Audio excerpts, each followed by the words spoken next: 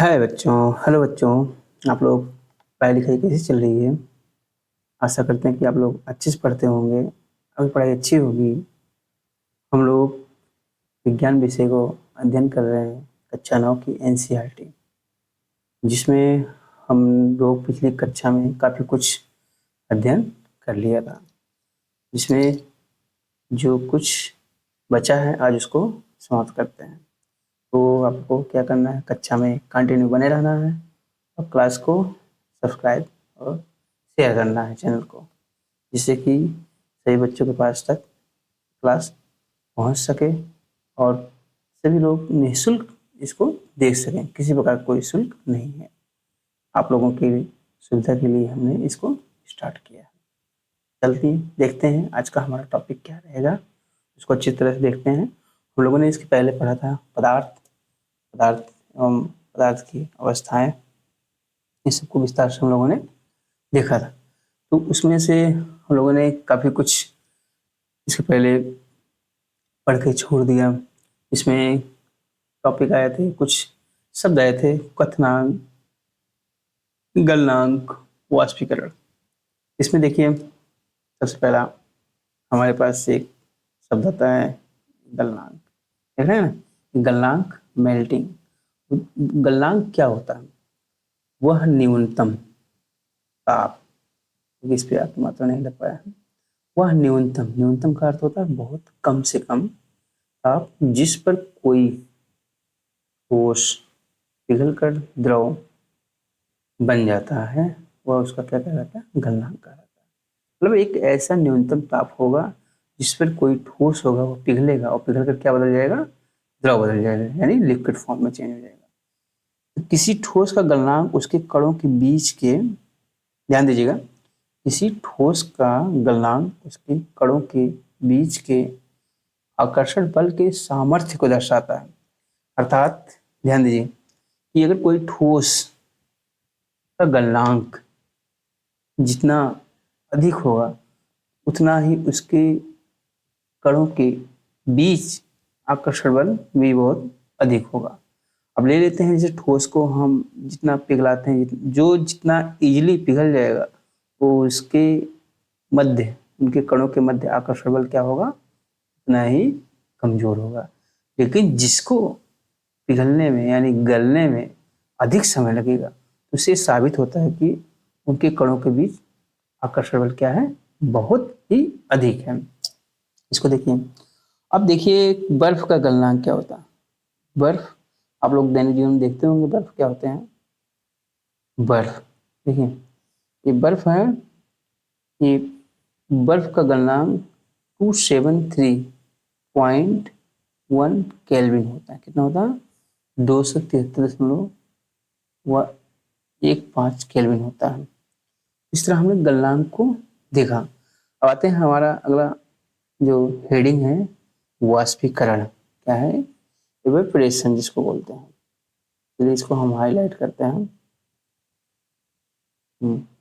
अब यहाँ देखिए ये क्या है? वाष्पीकरण। देखिए ये वाष्पीकरण, वाष्पीकरण वह प्रक्रिया है जिसमें द्रव जैसे कि पानी बिना उबले अपने क्वथनांक से नीचे कि किसी भी तापमान पर धीरे धीरे वाष्प या गैस में बदल जाता है। यह मुख्य रूप से द्रव की सतह पर होता है।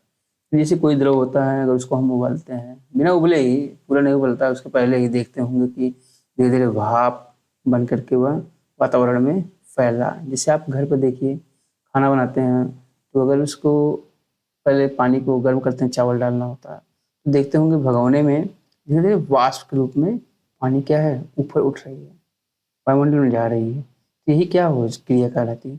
वाष्पीकरण कहलाती है। और देखिए वाष्पीकरण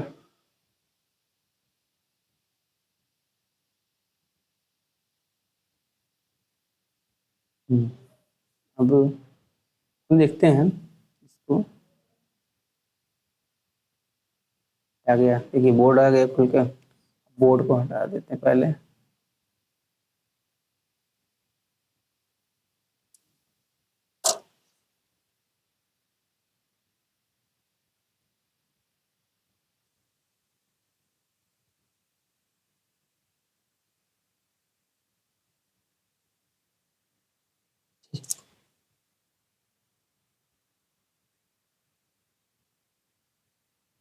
ठीक है, देखिए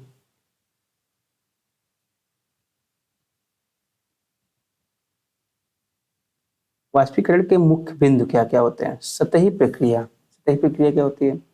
यह केवल द्रव की सतह पर होता है। कहाँ होता है? यह केवल द्रव की सतह पर होता है।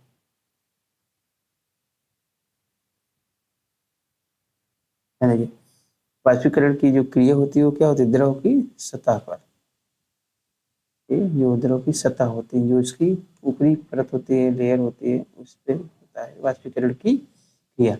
सतह पर मौजूद कणों के पास इतनी ऊर्जा होती है कि वे आकर्षण बलों से मुक्त होकर, यानी जो सतह पर जो कण होते हैं उनके मध्य ऊर्जा, इतनी ऊर्जा होती है कि क्या कहते हैं कि आकर्षण बलों से मुक्त होकर के क्या करते हैं? आकर्षण बलों से मुक्त होकर किसके रूप में बदल जाते हैं? वाष्प के रूप में। और वाष्प रूप में बदलने के बाद कहाँ जाते हैं? तो वाष्प रूप में बदलने के बाद हवा में चले जाते हैं। कहाँ चले जाते हैं? हवा में चले जाते हैं। और शीतलन का प्रभाव देखते होंगे ना, शीतलन, जो शीतलन होता है उसका कारण क्या होता है? जैसे वाष्पीकरण से ठंडक उत्पन्न होता है, क्योंकि जब उच्च ऊर्जा वाले कण द्रव की सतह छोड़ते हैं, क्या करते हैं? द्रव की सतह छोड़ते हैं।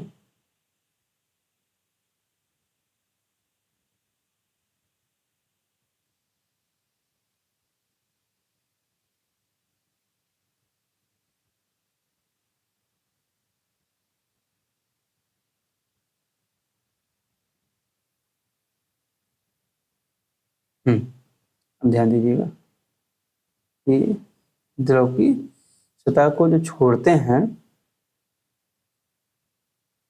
तो शेष द्रव के कणों की औसत क्या होती है? देखिए देखिए, शेष द्रव के कणों की औसत गतिज ऊर्जा कम हो जाती है। ध्यान देना है, क्या होता है? उनकी जो गतिज ऊर्जा होती है वो कम हो जाती है, जिससे तापमान गिर जाता है। क्या होता है? तापमान गिर जाता है। फिर से देखते हैं, वाष्पीकरण से ठंडक उत्पन्न होती है, क्योंकि जैसे वाष्पीकरण होता है तो हमको क्या होता है? ठंडक महसूस होता है। क्यों ऐसा क्यों होता है? क्योंकि जब उच्च ऊर्जा वाले कण द्रव की सतह छोड़ते हैं तो शेष द्रव के कणों की औसत गतिज ऊर्जा कम हो, मतलब जो छोड़ रहा है उसके बाद जो बच रहे हैं उनके कण की जो गतिज ऊर्जा है वो क्या हो जाती है? कम हो जाती है, जिससे तापमान गिर जाता है। जब तापमान गिर जाता है इसके बाद क्या होता है? तापमान, यह प्रक्रिया सभी तापमानों पर होती है, लेकिन तापमान बढ़ने पर इसकी दर क्या होती है? बढ़ जाती है। ये वाष्पीकरण की दर को प्रभावित करते हैं, ये सब क्रियाएं हैं। तो दैनिक जीवन में देखते हैं हम क्या क्या होता है, वाष्पीकरण के कौन कौन से उदाहरण होते हैं, इसको देखते हैं। गीले कपड़े, गीले कपड़े देखते होंगे आप कि वो जल्दी से सूख जाते हैं। कैसे सूखते हैं? कपड़े धोने के बाद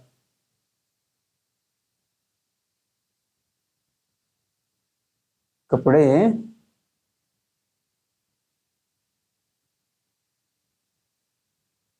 हाँ, कपड़े धोने के बाद जब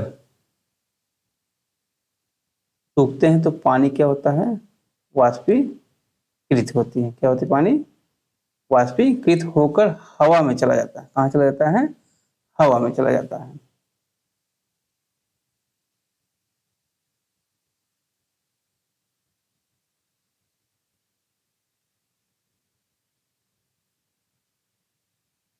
हवा में चला जाता है। शरीर से पसीना आना, शरीर से आप देखते होंगे पसीने आते हैं ना, क्यों? पसीना जब शरीर से आता है तो शरीर से वाष्पीकृत होता है पसीना, जिससे हमें क्या होता है? ठंडक महसूस होती है। और पानी का भाप बनना, ये भी किसकी वजह से? वाष्पीकरण की वजह से। खुली हवा में रखे पानी का स्तर धीरे धीरे क्या होता है? कम होना। गर्मियों में हमें सूती कपड़े क्यों पहनने चाहिए? प्रश्न बनता है ना कि हम गर्मी में सूती कपड़े क्यों पहनते हैं या हमें क्यों पहनने चाहिए? शारीरिक प्रक्रिया के कारण।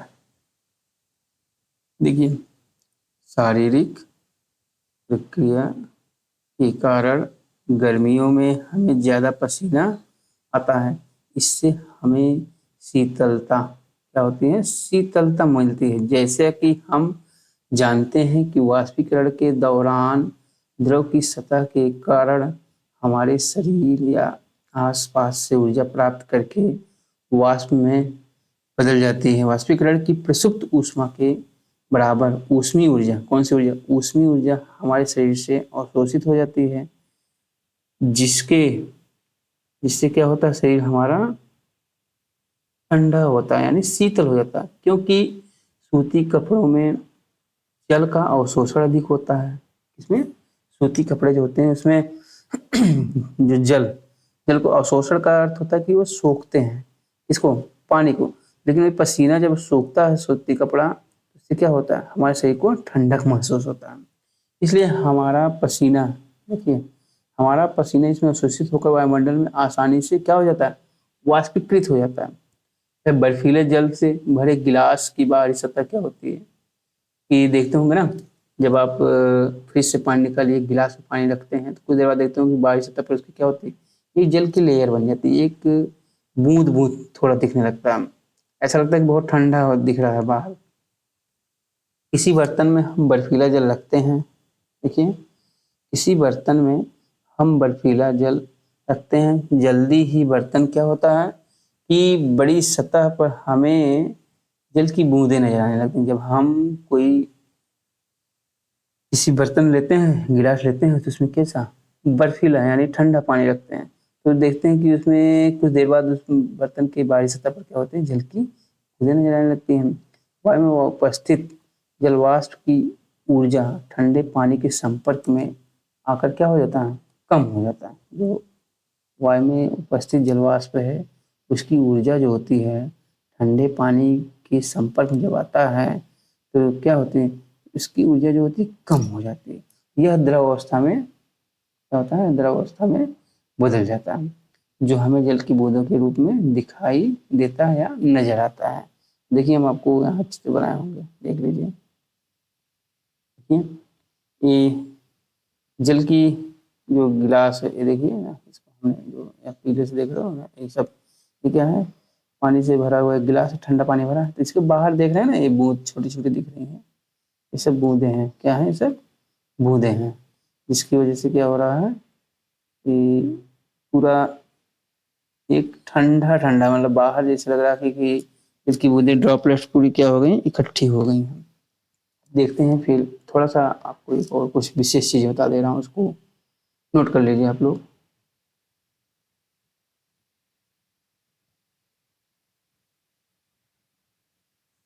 बोर्ड खोल लेते हैं पहले। तो आप लोग राशियाँ भी पढ़े होंगे, भौतिक राशियाँ कितनी होती हैं, 7 होती हैं, उनके मात्रक याद होंगे, नहीं याद हैं, चलिए हम लिखा दे रहे हैं, इसको भी नोट कर लीजिए।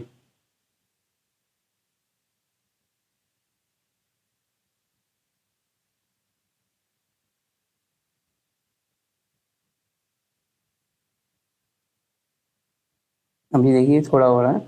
वाष्पीकरण को प्रभावित करने वाले कारक, कौन कौन से कारक जो होते हैं वाष्पीकरण की दर को प्रभावित करते हैं। देखो जब सतह का क्षेत्र बढ़ जाता है तो वाष्पीकरण की दर भी क्या हो जाती है, बढ़ जाती है। जैसे कपड़ा सुखाने के लिए हम उन्हें क्या करते हैं, फैला देते हैं। अगर कपड़े को धुलते हो एक साथ रख दोगे और एक कपड़े को जिसको फैला कर रख दोगे, सबसे पहले कौन सूखेगा, जो फैला होगा, यानी जिसकी सतह अधिक होगी।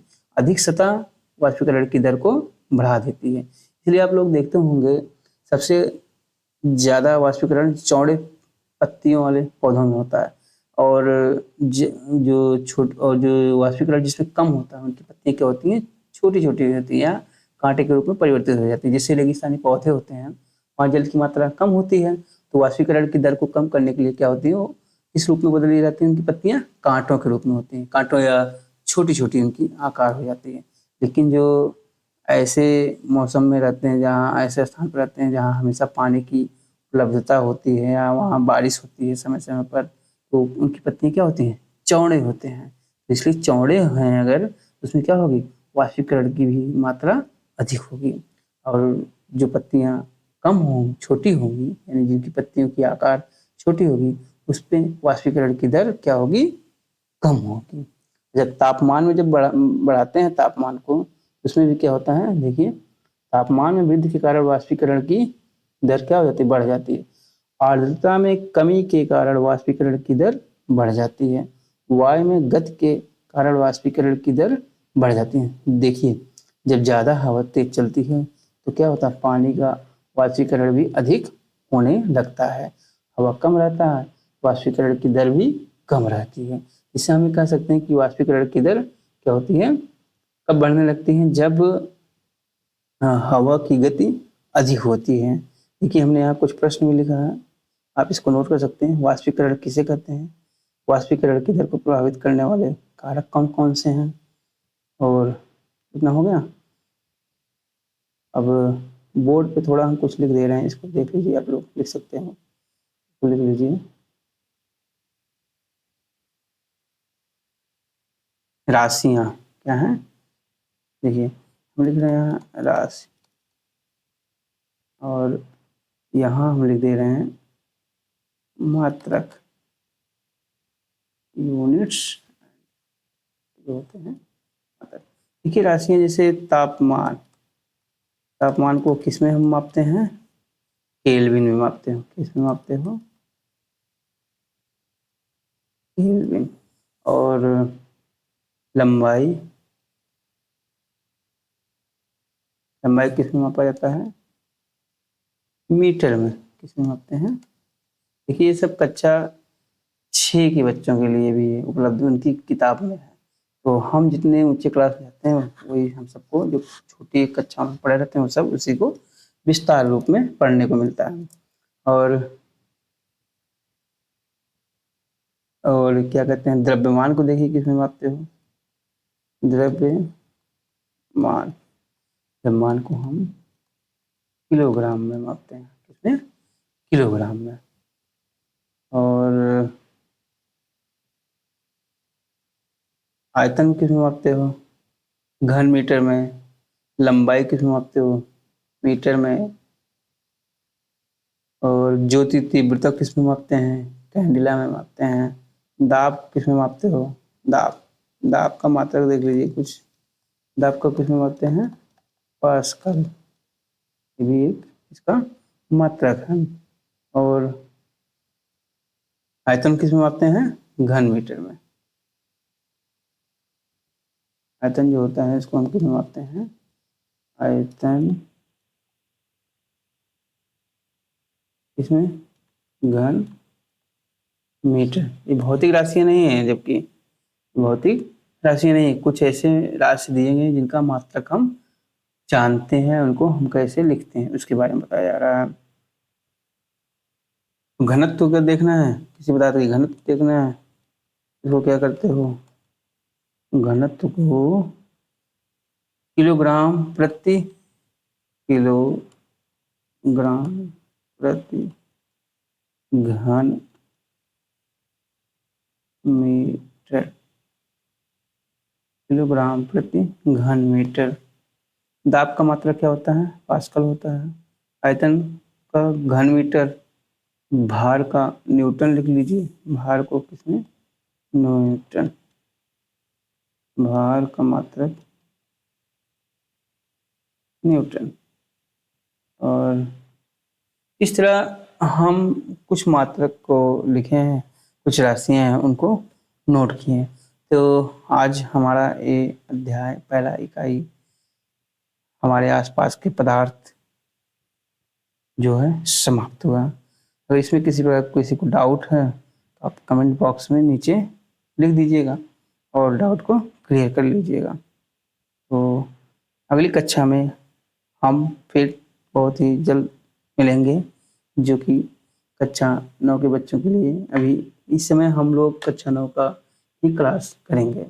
धीरे धीरे एक एक विषय को हम पढ़ते हैं और पढ़ाते हैं साथ में, और आपको क्या करना है, समय से अपने विषय को रिवीजन करते जाना है। तो बच्चों, आज की जो कक्षा है हमारी, यहीं पर हम क्या कर रहे हैं, समाप्त कर रहे हैं। आज की कक्षा को हम यहीं पर समाप्त करेंगे, जिससे कि